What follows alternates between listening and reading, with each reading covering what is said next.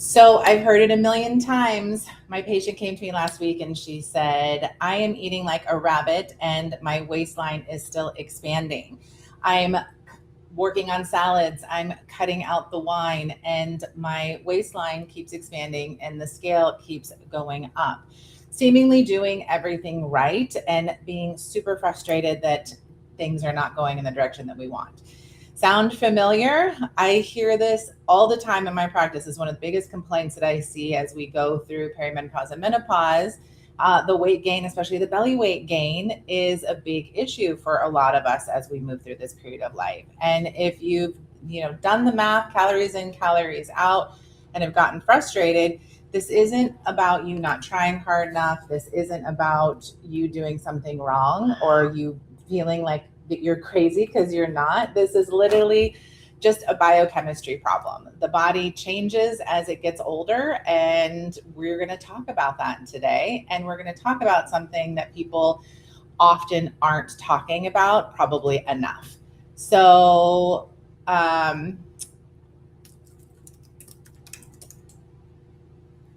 let's double check that I'm connected for everybody.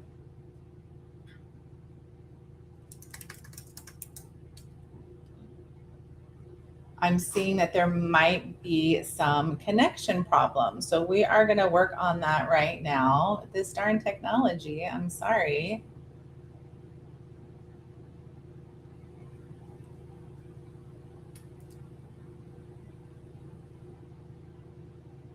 Let me check something for you guys. Hold on here.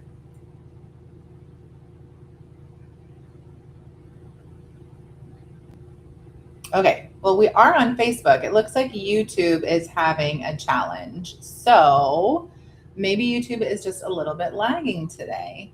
Let me see if I can check my channels. It says we're streaming.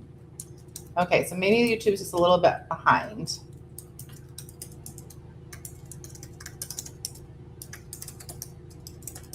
Okay, and I see that there's a couple people watching right now. So if you guys can chat for me and make sure that you are seeing me live to make sure that we aren't having any technical issues, that would be great. So let me check here.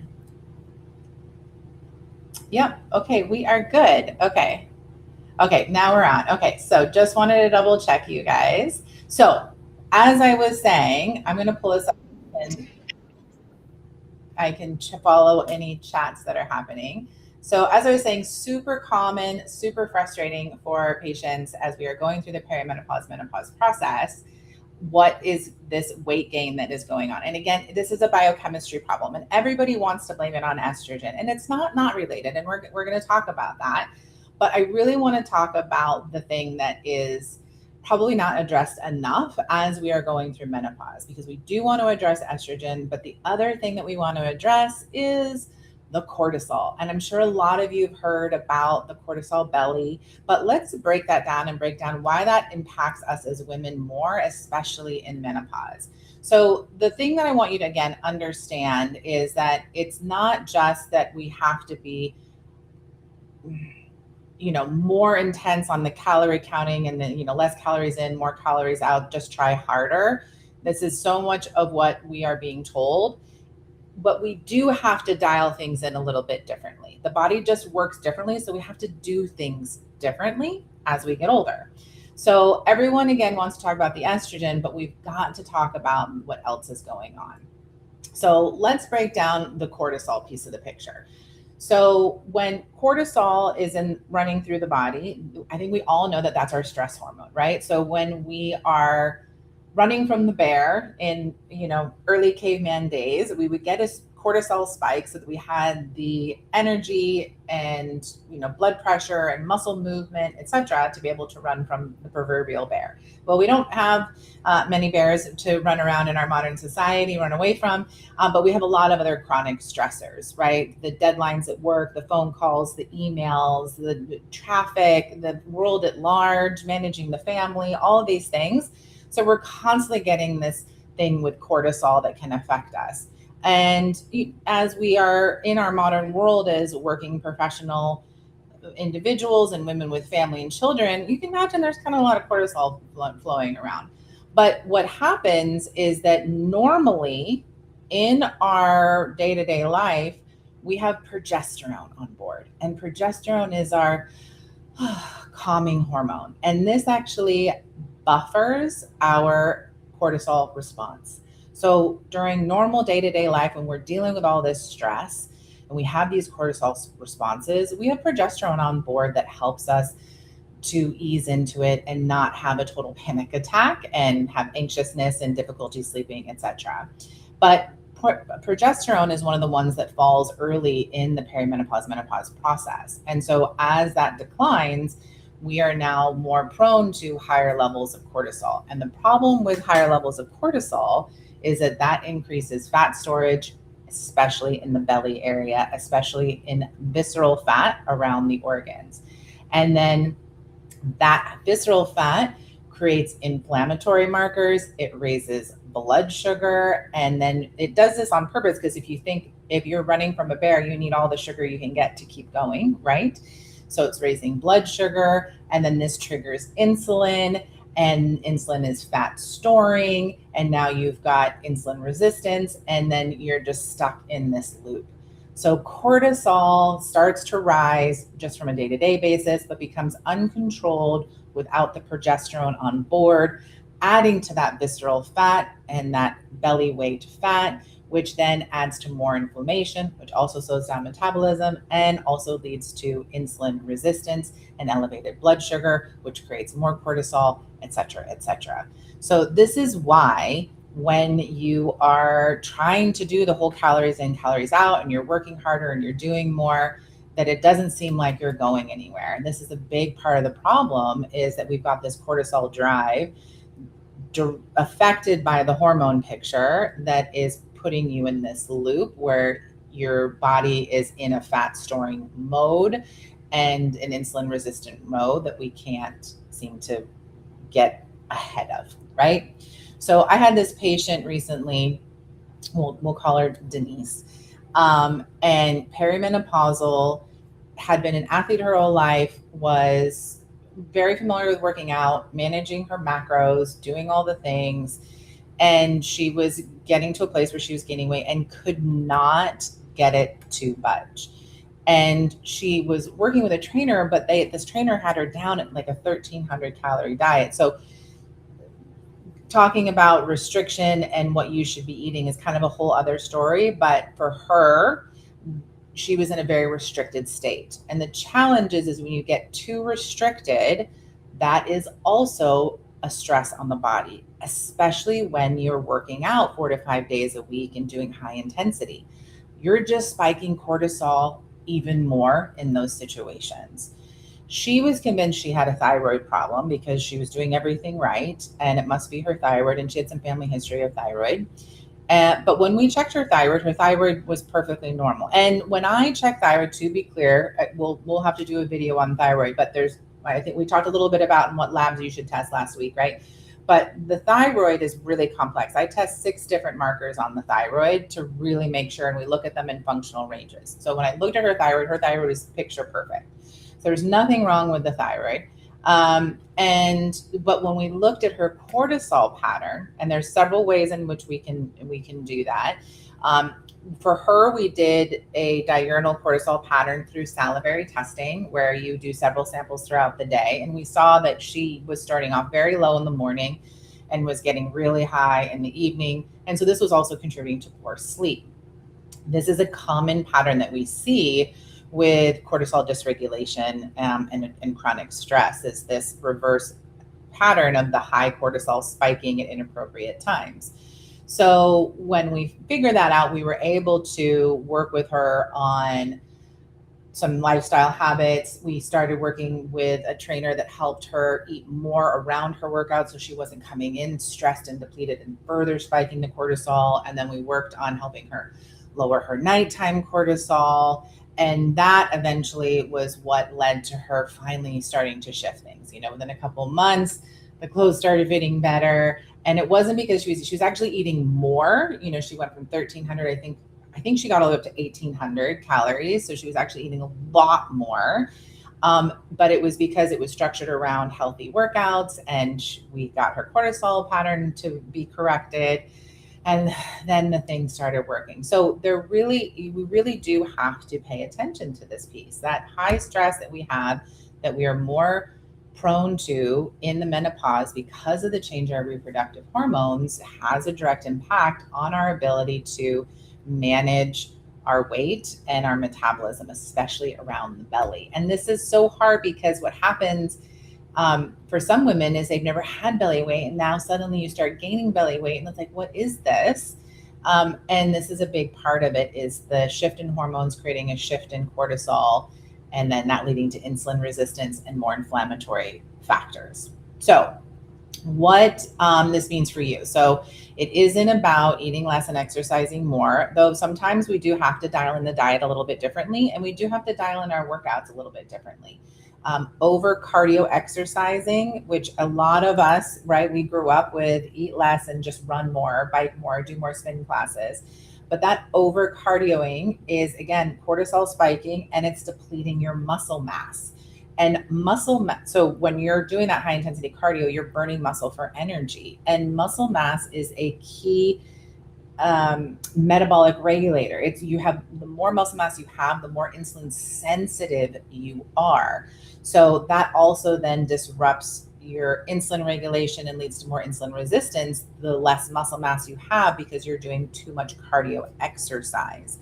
And then again, the cardio exercise in itself is spiking your cortisol. Now, I'm not saying don't do cardio. We need it for cardiovascular health, but we may need to just shift the workouts to be more weight training focused so that we can really make sure we're building that muscle mass. And again, it's not necessarily about restricting, it's about maybe changing the way that we're eating, because we want to eat foods that are not going to put more stress on our body, that are going to be lower inflammatory. We want to eat foods that are not going to stimulate blood sugar and cause an insulin spike, which feeds back into the cortisol, right? So we do have to do things differently as we get older, but a lot of this is around helping the body manage the stress around all the things, because it doesn't do it as well as it used to.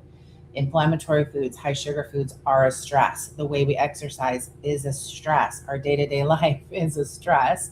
How do we support that? And how do we keep those levels balanced so they don't continue to perpetuate this problem of the visceral fat storage that's just keeping you stuck in this cycle that you can't get out of, right? So again, we do have to do things a little bit differently. We can't, because I know what I tell patients a lot is that we just can't get away with what we used to, right? We used to be able to go out on the weekends and have that glass of wine and a piece of cake and a pizza or whatever, but we would bounce right back on Monday and get back on track and everything would be fine again. But now, right, that weight is sticking around for weeks and we can't seem to get rid of it. And then month after month, it's climbing and climbing and climbing, right? So this is a super common pattern. And again, this ties back to some of the insulin resistance that we start to develop, in part because of this cortisol with this visceral fat that we are producing.